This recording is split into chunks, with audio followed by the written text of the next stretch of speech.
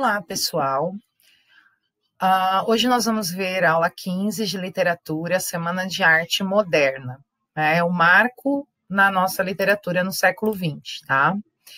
Olha só que legal, esses daqui são alguns dos cartazes que foram espalhados pela cidade de São Paulo para falar sobre a Semana de Arte Moderna que aconteceu em fevereiro de 1922 no Teatro Municipal de São Paulo. Então, agora nós vamos ver alguns antecedentes importantes. Em 1912, Oswald de Andrade chega da Europa com ideias vanguardistas. Lembram das vanguardas europeias? Então, serviu de base para Oswald de Andrade pensar na Semana de Arte Moderna, tá? Em 1913, Lazar Segal faz sua primeira exposição no Brasil. Lazar Segal era um pintor, né, um artista plástico, extremamente vanguardista, tá? Ele era completamente diferente de tudo que já tinha sido feito até então. Em 1915, começa o modernismo em Portugal com a publicação da revista Orfeu, né? Então, como tudo na literatura, começou lá em Portugal, tá? Em 1917, tem uma exposição de Anita Malfatti e o Monteiro Lobato ele vai criticar essa exposição, porque a Anita Malfatti tem dois exemplos de quadros dela que a gente vai ver daqui a pouco, que ela pintava completamente diferente do normal, digamos assim, né? Então ela não pintava aquelas coisas bonitinhas, ela usava o expressionismo como base da sua pintura. Então isso fez com que Monteiro Lobato a criticasse, porque Monteiro Lobato ele era extremamente tradicional, né? Ele era de uma família tradicional do interior de São Paulo, então ele achou aquilo um absurdo. Existe um texto chamado Paranoia ou Mistificação, que ele publicou no jornal Estado de São Paulo na época, assim, falando muito mal da exposição da Anita Malfatti. Esse texto de vez em quando aparece aí no Enem, numa prova de vestibular, porque assim, apesar de Monteiro Lobato ter sido modernista, em primeiro momento, ele não admite isso, ele não gosta da produção modernista, e aí ele faz essa crítica bem pesada sobre a exposição, no caso, as obras da Anita Malfatti, tá? Em 1919, nós tivemos a publicação de Carnaval, uma obra de Manuel Bandeira com versos livres, né, sem rima. Então, isso já foi uma afronta à produção clássica poética. Em 1921, a gente teve uma exposição de desenhos e caricaturas de Cavalcante, que também iam contra o clássico das artes plásticas, tá? Então, tudo isso aconteceu antes da Semana de Arte Moderna e deu vazão à possibilidade de Oswald de Andrade querer fazer essa Semana de Arte Moderna, que acabou dando certo.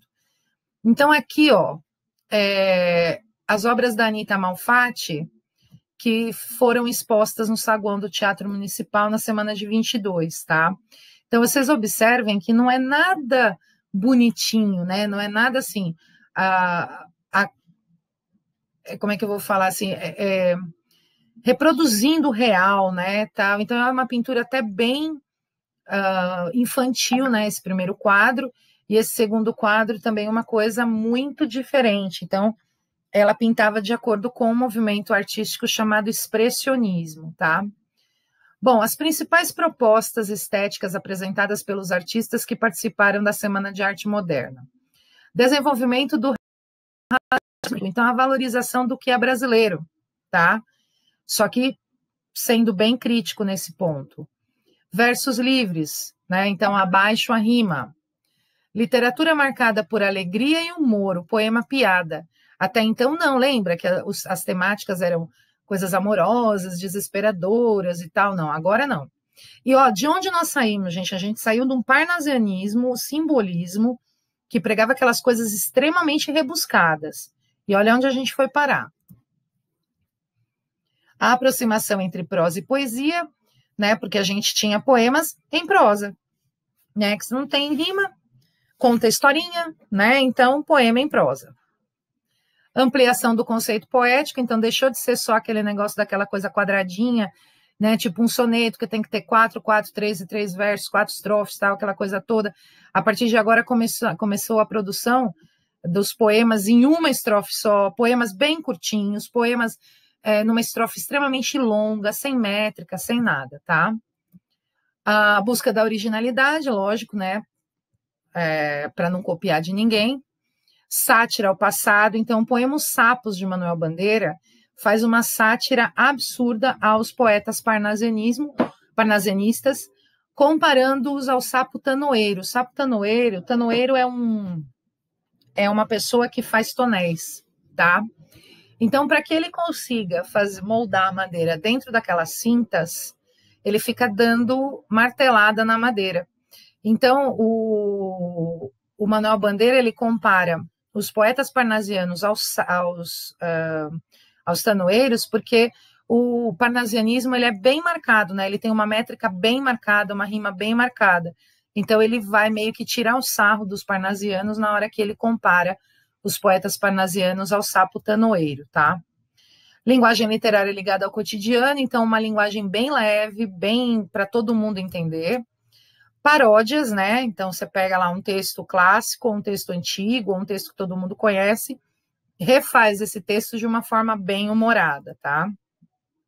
Absorção das influências das vanguardas europeias, como a gente já tinha falado, porque foi o ponto de partida que Oswald de Andrade teve para ter a ideia da Semana de Arte Moderna, tá?